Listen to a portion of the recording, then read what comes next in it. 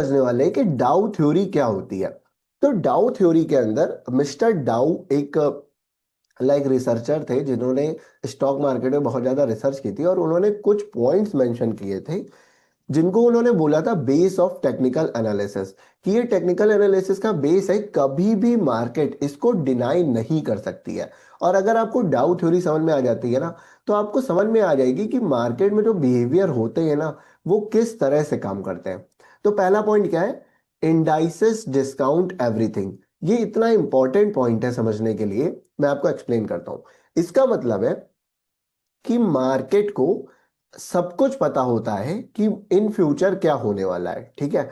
Market तभी news पे react नहीं करती है, मार्केट कभी भी न्यूज पे रिएक्ट नहीं करती है अगर वो सडन न्यूज नहीं है। अब दो तरीके की न्यूज होती है। एक न्यूज ऐसी होती है जो आपको ये सोचना पड़ेगा कि क्या ये बड़े लोगों को पहले से पता था, बिग प्लेयर्स को पहले से पता था। और एक सेकंड न्यूज ऐसी होती है जो किसी को नहीं पता होता है, ठीक है, जो बहुत ही सडन होती है, ठीक है। अब क्वेश्चन में कुछ एग्जांपल देता हूं। एक न्यूज ऐसी है कि एक कंपनी का रिपोर्ट आने वाली है जिसमें वो बताने वाली है कि हमारा प्रॉफिट डबल हुआ है, ठीक है, पिछले क्वार्टर से इस साल डबल, इस क्वार्टर में डबल प्रॉफिट हुआ है। क्या ये न्यूज बड़े इन्वेस्टर्स को पता हो सकती है? तो 100% उनको पता होती है, ठीक है। कुछ गवर्नमेंट डिस्कशन कर रही है, कुछ वो लाने वाली है, नोटबंदी जैसा, जीएसटी जैसा, क्या ये बड़े इन्वेस्टर्स को पता हो सकती है? एफएफआई, डीआईआई इसको पता हो सकती है? तो यस, उनको पता होती है, उनके पास इंटरनल न्यूज आ जाती है। मैं अभी आपको एक इसका एग्जांपल भी दे दूंगा। लेकिन क्या कुछ ऐसी न्यूज जो बड़े इन्वेस्टर्स को नहीं पता होंगी, कल अभी दिल्ली के अंदर एक बॉम्ब ब्लास्ट हो गया, ये किसी को भी नहीं पता था, ठीक है, ये नहीं पता चल सकता है, ठीक है।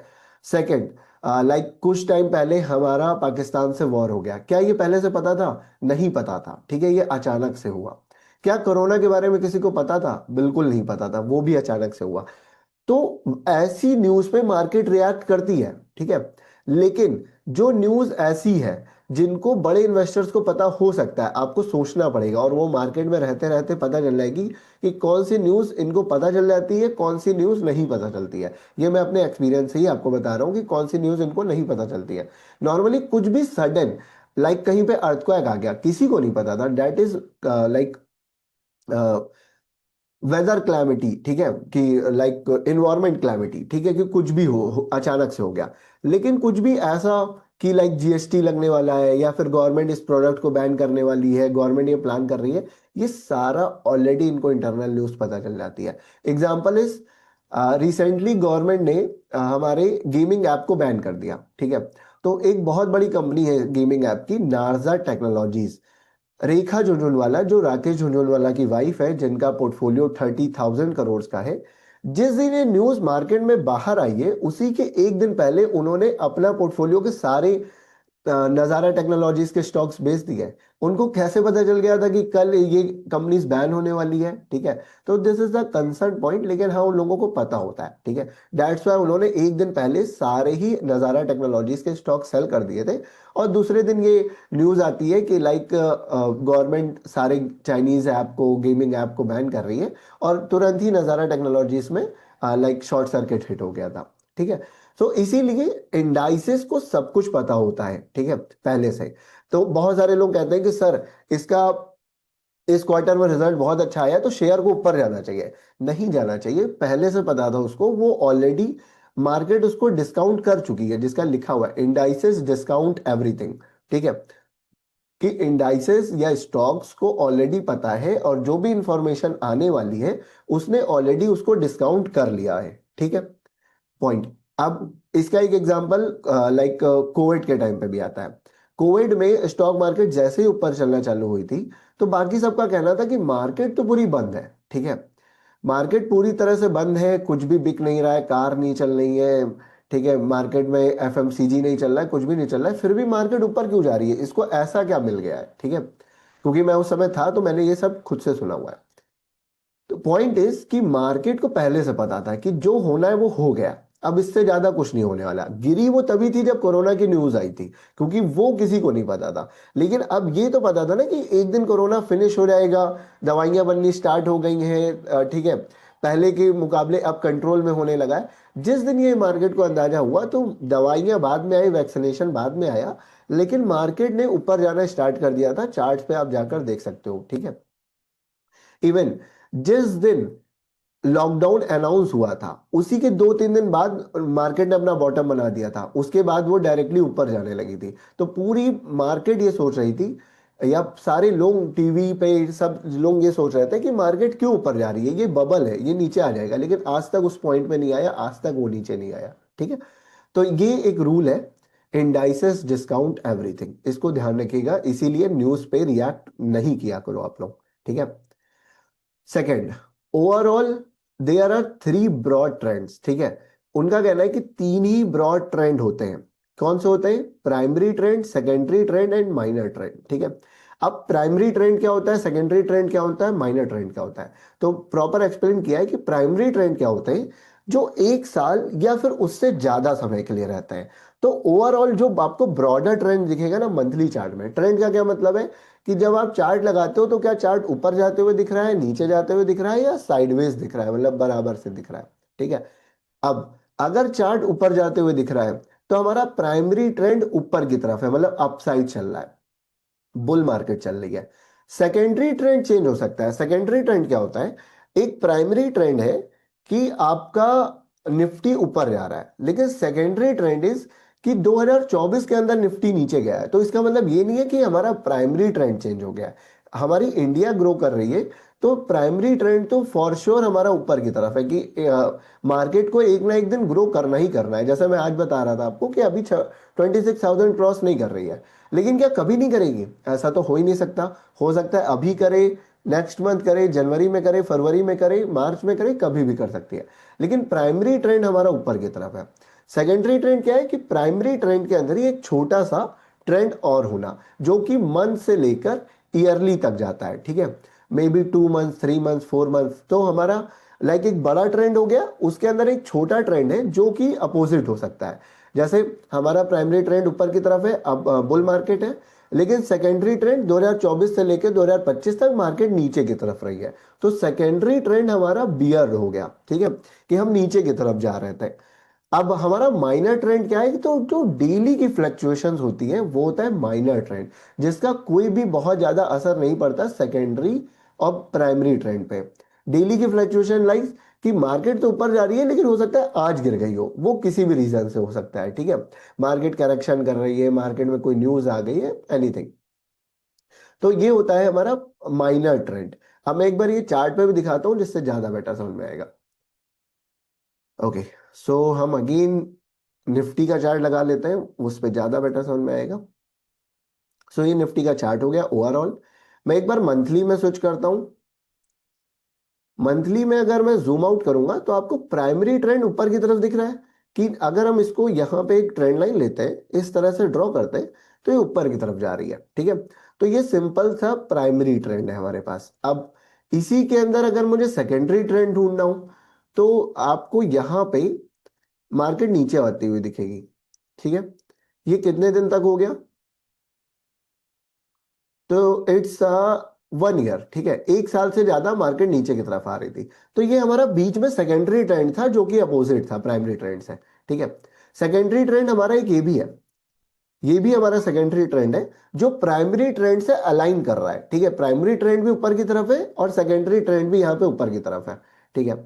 अब एक सेकेंडरी ट्रेंड हमारा ये भी है, ठीक है, ये पूरा ले लेता है।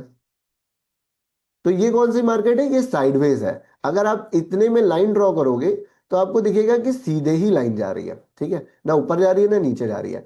तो ये हमारा साइडवेज मार्केट हो गई यहां पर, कोरोना फॉल से नीचे।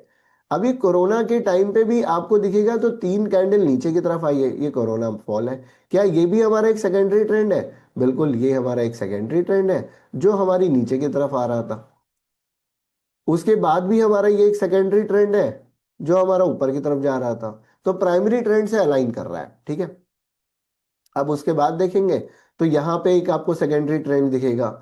अभी जो मैंने 2024 के बाद बताया, तो ये भी एक हमारा सेकेंडरी ट्रेंड हुआ जो कि नीचे की तरफ आ रहा था, ठीक है। लेकिन प्राइमरी ट्रेंड क्या है? Primary trend is overall movement, तो ये ओवरऑल मूवमेंट हमारी ऊपर की तरफ है। ठीक है, अब यहीं पे मैं एक अपोजिट एग्जांपल दिखाता हूँ, यस बैंक।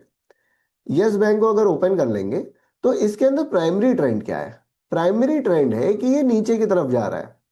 ठीक है, ये हमारा प्राइमरी ट्रेंड है इसका। लेकिन इसमें सेकेंडरी ट्रेंड अगर आपको देखना हो तो आप जूम करोगे, और थोड़ा सा अगर और अच्छे से जूम करते हैं, हाँ ठीक है। अब ये मैं जूम कर दूंगा तो आपको ये दिखेगा मंथली कैंडल से, और यहां पे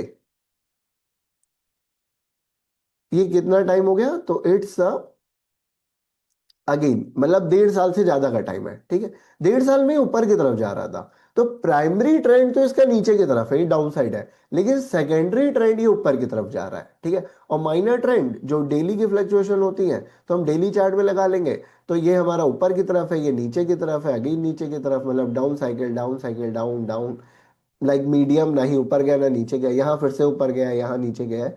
तो it's a minor trend. Minor trend से कोई फर्क नहीं पड़ता, प्राइमरी सेकेंडरी से फर्क पड़ता है। अब क्या फर्क पड़ता है?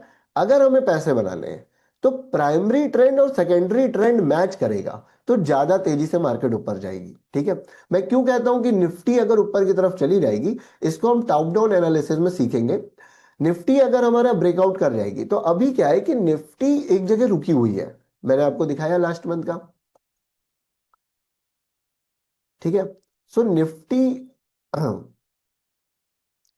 जैसे आप यहीं पे देख सकते हो, तो अब यहां पे पॉइंट है कि निफ्टी कुछ पिछले मंथ से, ठीक है, अक्टूबर के अंदर लाइक स्टार्टिंग अक्टूबर में तो ऊपर जा रही थी, लेकिन लास्ट अक्टूबर में वो नीचे की तरफ आ रही थी। ठीक है, या फिर वो कुछ दिन एक हफ्ते तक तो साइडवेज थी।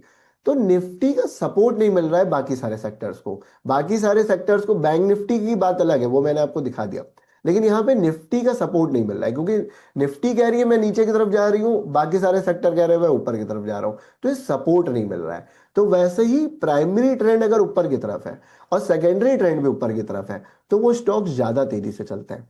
ठीक है, तो ओवरऑल ये आप समझ लो, बाकी जो हमारी स्ट्रैटेजी है दैट इज रोबस्ट। ठीक है, उसमें ये सारी चीजें हैं। ठीक है, मैं आपको दिखाऊंगा कैसा है नाउ। तो हमने फर्स्ट समझ लिया, second and third fourth fifth उसी सेकंड का ही पार्ट है। ठीक है, primary trend, secondary trend and minor trend. Now in all indices must confirm with each other, मैं आपको यही बता रहा था कि अगर आपको एक ट्रेंड एंजॉय करना है, ठीक है, तो सारे इंडाइसेस एक दूसरे को कंफर्म करने चाहिए। जैसे राइट नाउ अगर मैं ओवरऑल, अभी आपके सामने इंडाइसेस देखना पड़ेंगे। ठीक है, यहाँ पे क्या इंडाइसेस है हमारे पास? नहीं। ठीक है, लेट मी चेक। निफ्टी में यहाँ पे अगर लिख दूंगा तो हमारे पास बहुत सारे आ जाएंगे, और मैं यहाँ पे इंडाइसेस पे क्लिक कर देता हूँ तो ये सारे आ जाता है। अब निफ्टी आईटी ओपन करते हैं और इसको हम वीकली में एक बार लगा लेते हैं, रिलोड करते हैं। हाँ, आपको ये दिखेगा। अब पॉइंट इस, वैसे ये पॉइंट भी है कि ये जो डाउ थ्योरी लिखी गई है ये बहुत पहले लिखी गई है, I think more than 50-100 years हो चुके हैं। तो इनमें से कुछ चीजें अब बदल चुकी है मार्केट में, लेकिन मैं आपको बताऊंगा। लेकिन 90%, 99% वो आज भी इसी तरह काम करती है। अब ये all indices must confirm each other. ठीक है, इसका मतलब है कि सारे इंडाइसेस एक दूसरे को कंफर्म करने चाहिए, लेकिन मार्केट में 80% टाइम इंडाइसेस एक तरह चलते हैं, 20% इंडाइसेस उसके अपोजिट चलते हैं। ठीक है, मतलब ऐसा कभी नहीं होगा कि आपको सारे इंडाइसेस एक ही लाइक डायरेक्शन में दिखेंगे। ठीक है, कुछ इंडाइसेस उसके अपोजिट डायरेक्शन में भी होते हैं। लेकिन हमें इसमें अपना क्या करना है? अब निफ्टी आईटी, मतलब कोई भी आईटी सेक्टर आपको अभी इस समय नहीं ट्रेड करना चाहिए। उसका रीजन इज जो ये डाउ थ्योरी कह रही है। फर्स्ट ऑफ ऑल, निफ्टी का हमारा ट्रेंड क्या है, तो हम यहाँ पे चाहे तो यहाँ पे निफ्टी भी लगा सकते हैं साथ में। ठीक है, देखो निफ्टी मैंने लगा दिया। ओके, निफ्टी का ये वाला लग गया है, नहीं दिस, ये नहीं चाहिए हमें। 1 मिनट। हाँ ठीक है, निफ्टी आईटी है। ठीक है, तो निफ्टी आईटी मंथली चार्ट में नीचे की तरफ आ रहा है। ठीक है, अब प्राइमरी ट्रेंड इसका क्या है? प्राइमरी ट्रेंड अगेन ऊपर की तरफ है, लेकिन सेकेंडरी ट्रेंड राइट नाउ क्या है कि ये नीचे की तरफ आ रहा है। अब आप लोग मुझे बताओ, क्या ये निफ्टी से अलाइन कर रहा है? निफ्टी क्या करना चाह रही है? ऊपर जाना चाह रही है, और वो नीचे की तरफ आ रहा है। क्या वो हमारे अलाइन कर रहा है निफ्टी से? यस और नो?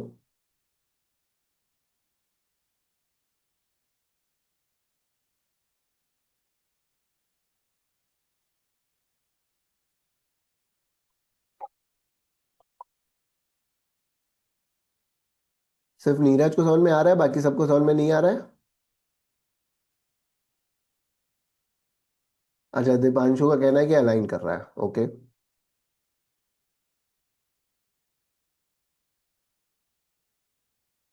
ठीक है, मैं एक बार फिर से बता रहा हूं।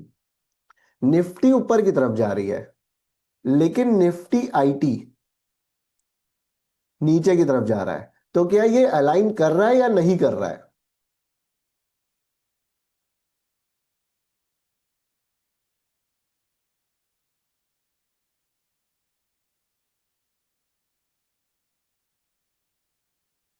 ठीक है, नो, नहीं कर रहा है, ओके।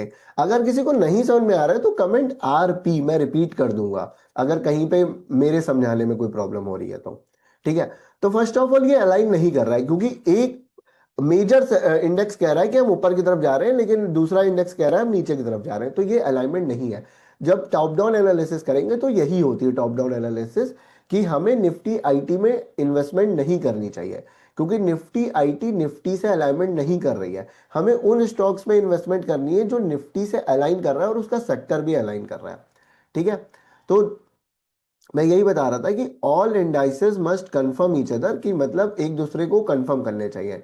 ठीक है, अब अगर निफ्टी ऊपर जा रहा है, बैंक निफ्टी नीचे जा रहा है, मार्केट कहीं नहीं जाएगी, क्योंकि एक तो वेटेज ज्यादा है निफ्टी के अंदर, बैंक निफ्टी का। और बैंक निफ्टी कह रहा है मैं तो नीचे की तरफ जाऊंगा, तो निफ्टी ऊपर की तरफ नहीं जा पाएगी, उसको बहुत स्ट्रगल होगा। अगर उसका वेटेज बहुत कम है तो फर्क नहीं पड़ता है। ठीक है, तो हमें वेटेज देखना पड़ता है। नाउ निफ्टी ऑटो को देख लेते हैं हम। ऑटो अगर मैं लिखता हूं यहाँ पे, तो ये निफ्टी ऑटो आ जाएगा। अब देखो, निफ्टी ऑटो ऊपर की तरफ जा रहा है, तो निफ्टी भी ऊपर की तरफ जा रही है, निफ्टी ऑटो भी ऊपर की तरफ जा रहा है। तो हमें ऑटो सेक्टर में इन्वेस्ट करना चाहिए, यस और नो? यस, इन्वेस्ट करना चाहिए। Neeraj, Rahul, Devi, Shruti, okay. Neeraj yes, Rahul yes, done done done. So active, like आप लोग कमेंट्स के लिए रेडी रहा करो, बिकॉज जब कमेंट करते हो तो मुझे समझ में आता है कितने लोगों को समझ में आ रहा है रैली में। ठीक है, तो हमें इन्वेस्ट करना चाहिए ऑटो सेक्टर के अंदर। ठीक है, कोई और भी देख लेते हैं। ठीक है, हम यहाँ पे निफ्टी टाइप कर देंगे, बहुत सारे हमारे पास आ जाएंगे। मेटल, ठीक है, मेटल भी ऊपर की तरफ जा रहा है और मेटल ने ऑलरेडी अपना ऑल टाइम हाई ब्रेकआउट कर दिया है। ठीक है, तो क्या मेटल में इन्वेस्ट करना चाहिए? क्या ये अलाइन कर रहा है निफ्टी से? ठीक है, नीरज कह रहा है yes, Deepanshu yes, done done done. ठीक है, तो ये होता है हमारे पास कि all indices must confirm with each other, एक दूसरे को कंफर्म करना चाहिए। ठीक है, अब वॉल्यूम मस्ट कंफर्म, वॉल्यूम को भी कंफर्म करना चाहिए। तो मैंने ये आप लोगों को ऑलरेडी बताया था कि वॉल्यूम को भी आप लोगों को कंफर्म कराना पड़ता है। ठीक है, मैं यहाँ पे निफ्टी लगाता हूँ।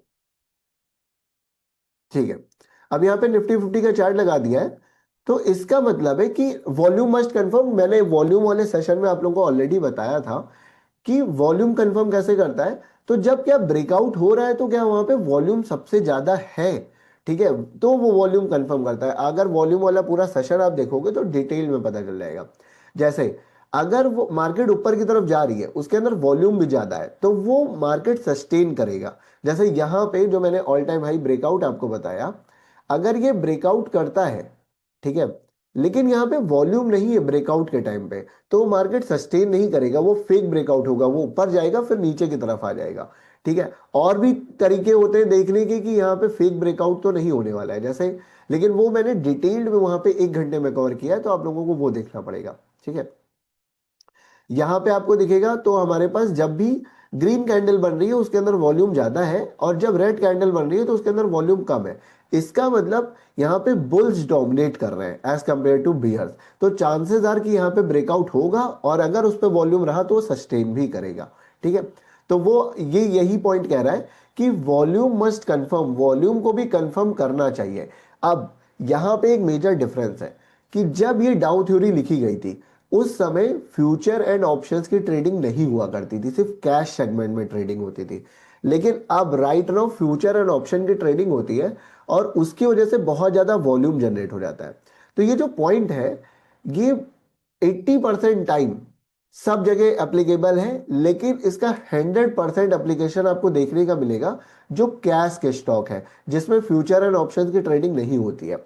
अभी भी मार्केट के अंदर हमारे 5000 स्टॉक्स हैं, लेकिन फ्यूचर एंड ऑप्शन ट्रेड होते हैं सिर्फ 200 स्टॉक्स में, ठीक है। बाकी के 4800 स्टॉक्स में फ्यूचर एंड ऑप्शंस नहीं है। उसके अंदर आपको वॉल्यूम का पार्ट 100% देखने को मिलेगा। अगर ब्रेकआउट के टाइम पे वॉल्यूम रहा है तो वो ब्रेकआउट सक्सेसफुल होकर रहेगा, ठीक है। तो ये थोड़ा सा डिफरेंस है जो मैंने लाइक अपनी मार्केट में देखा है, क्योंकि तब मैंने इसको स्टडी किया तो पता चला कि जब ये थ्योरी लिखी गई थी उस समय फ्यूचर एंड ऑप्शंस नहीं होते थे, एंड फ्यूचर एंड ऑप्शंस की वजह से वॉल्यूम बहुत ज्यादा चेंज हो जाता है, ठीक है। Now sideways market can substitute secondary market, ठीक है। Normally sideways market secondary market हो सकती है, मतलब सेकेंडरी ट्रेंड मैंने जो बताया था वो सेम पॉइंट है कि आपका प्राइमरी ट्रेंड ऊपर की तरफ है या नीचे की तरफ है, लेकिन साइडवेज बीच में हो सकता है जो कि सेकेंडरी ट्रेंड होगा, ठीक है। Last and most important, closing price is the most important thing, ठीक है। हमारे कैंडल के अंदर 4 पॉइंट होते हैं, ओपनिंग, हाई, लो, क्लोज, ठीक है। तो इसका जो क्लोजिंग पॉइंट होता है वो सबसे ज्यादा इंपॉर्टेंट होता है, क्योंकि मैंने आप लोगों को कई बार एग्जांपल बताया कि मार्केट ने पूरा दिन क्या किया इसका कोई महत्व नहीं है या कोई भी इंपॉर्टेंस नहीं है। इंपॉर्टेंस इस बात का है कि उसने क्लोज कहां पे किया। हम कैंडल कैसे एनालाइज करते हैं कि या ये कैंडल अच्छी है या कैंडल बुरी है, तो हम तभी एनालाइज कर पाते हैं जब उसकी क्लोजिंग आ जाती है, ठीक है। हो सकता है कि जैसे मैं अभी एक चीज चेक करके आपको बताता हूं, जैसे डेली चार्ट में अगर लगा लेते हैं तो ये मंथ जब से स्टार्ट हुआ है, ठीक है। सो हमारा मंथ यहां से स्टार्ट हुआ है, आप इतनी कैंडल्स को देखना, या मैं लास्ट मंथ का एग्जांपल लेता हूं, ज्यादा बेटर आपको समझ में आएगा, ठीक है। अब लास्ट मंथ अक्टूबर में कोई और चार्ट, निफ्टी, बैंक निफ्टी, तो हाँ, सितंबर में देखते हैं, ठीक है। अगर आप इतने मंथ्स को देखोगे सितंबर में, तो ये देखकर पता चल रहा है कि हमारी मार्केट ऊपर की तरफ जा रही है या बैंक निफ्टी ऊपर की तरफ जा रहा है। सिर्फ अगर हम देखते हैं 2 सितंबर से लेकर 19 सितंबर तक, ठीक है। तो इसका क्या मतलब हो जाएगा, हम की बैंक निफ्टी को चलो खरीद लेते हैं, ठीक है। बैंक निफ्टी ऊपर की तरफ जा रही है, लेकिन पूरे मंथ की अभी क्लोजिंग नहीं आई है। अगर आप मंथली में चेंज करोगे और फिर आप सितंबर में जाकर देखोगे, ठीक है, तो दिस इज सितंबर कैंडल, मैं पूरा रिमूव कर देता हूं। आपको यहां पे क्या दिख रहा है, ऊपर की तरफ एक पूरी विग दिख रही है। इस कैंडल के अकॉर्डिंग वो अच्छी कैंडल नहीं बनी हुई है, ठीक है। तो अब यहां पे क्या हम कोई कंक्लूजन ले पाएंगे, नहीं ले पाएंगे, मतलब हम कोई भी डिसीजन पर नहीं पहुंच पाएंगे इस कैंडल को देखते हुए। तो अगर आपने थोड़ा देखा, हाफ ऑफ द मंथ देखा, तो आपको दिख रहा है मार्केट ऊपर की तरफ जा रही है। लेकिन आपने जब पूरी कैंडल देख ली, जब उसकी क्लोजिंग हो चुकी है, तब आप अपना लाइक एनालिसिस लगा सकते हो कि इस कैंडल के अकॉर्डिंग हमारी मार्केट क्या कहना चाह रही है। तो इसीलिए मार्केट पूरा दिन हो सकता है वो 1000 पॉइंट ऊपर चली जाए, लेकिन अगर वो क्लोजिंग तक 1000 पॉइंट नीचे आ गई तो उसका कोई लाइक इंपॉर्टेंस रह नहीं गई। तो यही पॉइंट कहा जा रहा है कि closing point is the most important, और यही हम करते हैं हमारा जब भी मूविंग एवरेज यूज करते हैं। क्यों मूविंग एवरेजेस के अंदर हमेशा क्लोजिंग को लिया जाता है, यहां पे आप देखोगे तो हाँ, यस, सोर्स के अंदर क्लोजिंग लेते हैं हम, कोई भी ओपन हाई लो नहीं लेते हैं, क्योंकि डाउ थ्योरी में लिखा हुआ है कि closing is the most important point, ठीक है, या फिर लेवल। तो जहां पे मार्केट क्लोज होती है हम उसके अकॉर्डिंग ही हम अपनी पूरी एनालिसिस करते हैं। तो this is the last and most important point of the डाउ थ्योरी। अगर अभी आप लोगों को समझ में आ गई पूरी डाउ थ्योरी तो कमेंट MB, माइंड ब्लोइंग।